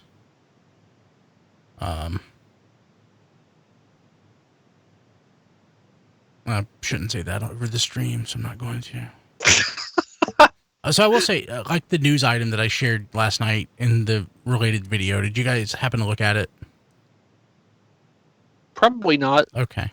I'll talk about it post-stream. I occasionally will catch stuff when you tweet it, but like... I know it was an email to the mailing list last night. That. I was just confused by the delivery vehicle for that information. That. Okay. Just very odd. Yeah, no, that I did see because it was the email. I actually did look at that a little bit too, but I didn't find it to be particularly compelling, convincing. Yeah. Oh, okay. Autobase Aichi posted photos of the rest of that wave. Huh. Oh, yeah. Yeah, these are like Tom Scioli to me. There's a Mirage, Brian. Yeah, I'm buying it. Yeah, I'm getting that. I hope it doesn't break. Oh, it's never coming out of the out. It can still break on the card. I probably would have gotten some of those little Tom Scioli vinyls if they had not been so expensive. I didn't hallucinate. You're breaking up. No, you didn't. Okay, good. I don't know where they ever came out, but you didn't hallucinate that they were a thing at one point. What was it? Okay, good. The little vinyls based on Transformers versus G.I. Joe. Oh yeah, I think this wound up. That happened. I think this wound up being stupid expensive, so I never got any. Yeah. Are you? So did that new power supply fix the thing? Well, I'm using it now, so I just was farther away because like I said, I no, it just like I want to make sure it's like you don't smell ozone anymore. No, I don't smell ozone. There is no smoke. I have used it for like 2-3 weeks since the power supply got here. I think we're golden. Awesome. Yeah, so in the absence of smoke when using electronics is generally positive unless, it's a smoke machine. Yeah, and I am just not going. I'm gonna anything I need to do. I'll try and do from up here, just because I think just uprooting the thing to take it downstairs for Toy Fair was what caused the problems. Not going to do that again. I was trying to get it set up and plugged in my sleep, and I think I bent some of the very tiny pins in the power supply. Oh. Let me tell you, though, just trying to get that set up and suddenly smelling new smoke in the vicinity of my brand new, like, $700 computer, that was a bit of a terror. Yeah. Oh, yeah. I can imagine. Yeah. After the last one having also, caught fire. Yeah, that was not fun. So, but luckily it turned out to be just the power supply, and the noise gate is fine, and the computer is fine, and I'm glad I was coherent and useful during tonight's episode because I just lost most of my energy like about an hour before I got on. Well, whatever works. I took a 10-minute nap. I bribed the 3-year-old into letting me take a nap. Basically, I told her that I would give her a piece of candy if she would let me sleep and not wake me up. And she did. I could bribe the 71-year-olds into letting me take a nap, but they need what they need when they need it. Well, they think they need what they need when they need it. Most of the time, they're actually even right. That's the worst part. So, with that throwback podcast, I want to do like different type of segments than we would do here and stuff. Maybe see what sticks and stuff that I would have talked about as a weird random segment years ago. One thing I want to do, haven't done it yet for this episode. I'm debating whether I'm going to do it for this episode or the next. Is I want to go through my eBay search list, my starred list, talk about what's on it and why it's on it. But one thing has popped up this week, and it looks good, and the price isn't astronomical for what it is, and I don't see them that often. Okay. I'll post it here. If somebody buys it underneath me, it's fine. I don't care. I'll find another one will pop up. But you mean out from under you? Out from under me. That is the correct way of saying what I said. Yes, that is the correct way to say what I intended. But I should have taken longer now. That's my job. But it's this Viewmaster gift set. I've seen it for less. And in comparable shape. I can't tell. Oh, yeah, I can. So the box is missing the insert. What I really want is the insert of the box so that the Viewmaster can be displayed in the box. Now that I'm looking at this on, like, not my phone, I can tell that it is definitely missing it. But I really want this for less than this. And I'll put this I'll put it on the screen. I want that. But that'd be cool if it actually had the interior so it could be package displayed. Yeah, so like when you display it, you can actually see if it comes across. You see how it's got the window here on the back? You can actually look through it. Oh, nice. Yeah. When it has the insert. But I love the art on this. maybe it's worth it to buy this and then find one with the insert later. I was supposing you have absolutely worth it, Brian. Yes, buy that now. That seems unlikely, though. And you have to assume that Viewmaster packaging, I would think, would have to be pretty standardized. So you could probably find an insert possibly from something less desirable that would fit this box. That's a good point. Well, okay, you're a very smart man. I'm going to up my max bid. Rob is 3 for 3 tonight, at least. Okay. I may have missed one somewhere along the way. I'm not sure. Okay. Oh, your best eBay snipes. I don't snipe on eBay. I hate it. I consider it dirty pool. I used to, but only after it was done to me enough times, and it just got to be not worth the effort and the frustration of not getting whatever it was I was after. So I don't use eBay enough for it to be a problem. Yeah, I basically don't use eBay at all anymore, either as buyer or seller. Definitely not as a seller. And usually, if I don't see it, buy it now, I don't buy it at all. Lately, yeah, because it's a hassle then. Yeah. Lately, I don't care. Like, normally the places I'm buying my Transformers from lately are like artfire2000.com or eBay or maybe Transformers Land. Actually, it's usually one of those three. And sometimes it's Artfire or Transformers Land through eBay. Mm-hmm. What's the shipping like from Artfire? Because they're in Hawaii. So, yeah, so one of the reasons I didn't get that Fort Max was shipping was like $100. Yeah, okay. Like if shipping had been $50, I might have been talking about that. I might have been talking about that next week instead of talking about this week. But like there was a Mitten Box Grand Max I was looking at there, but it's missing a couple of things that, and again, if I'm going to spend that much money, I want it complete, and I will never be able to part it to get it to finish it. So,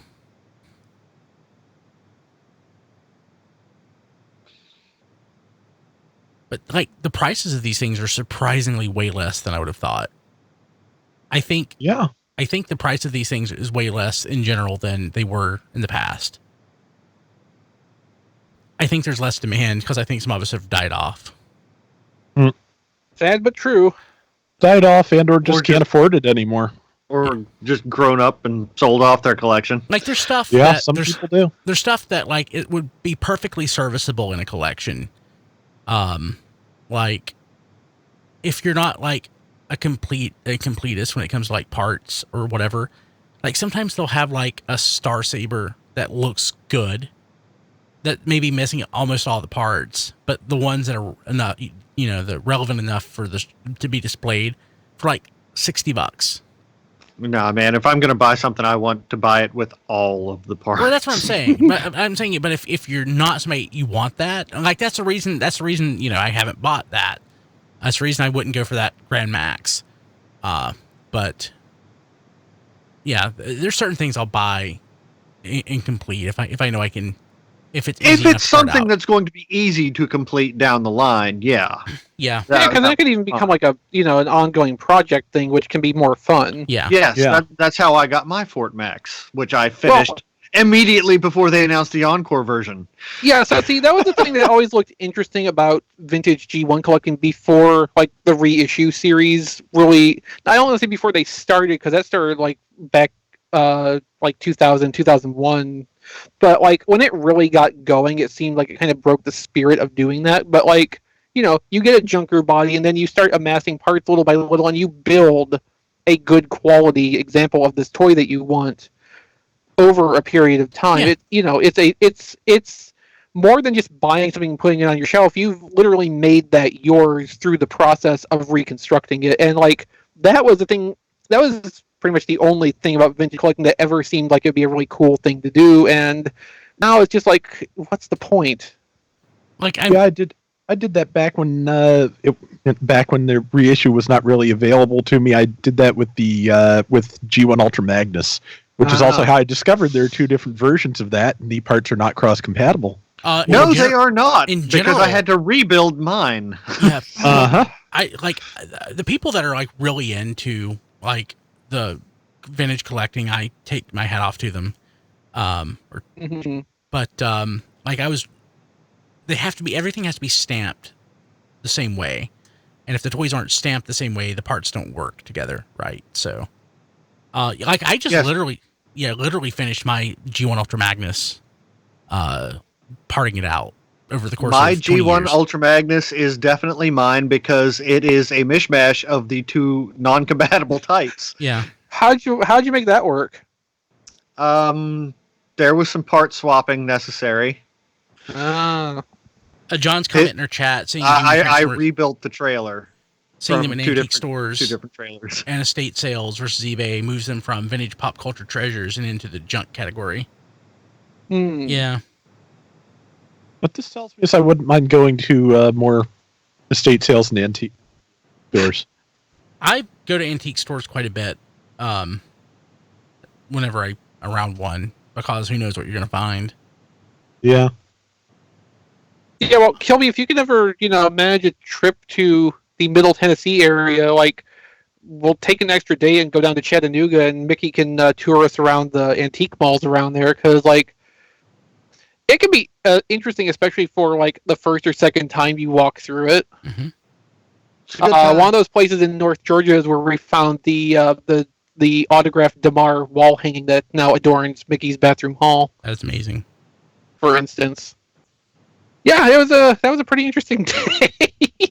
I need to go to the antique mall down the road here at that Toy Pickers booth more often, because stock changes. The place we walked around in during RFC Con 1? Yeah, but since you guys were here, they've added, did you not see it on Twitter? The guy who has the booth of vintage toys. Now, it's mostly stuff that we aren't into, but occasionally he had a mint and sealed box, beautiful mint and sealed box, Masters of the Universe toy vehicle recently. Not one of the more desirable ones, but it was just a really nice looking piece, and occasionally he'll get stuff in like that. I've probably missed out on a lot of Transformers. We're in post-show.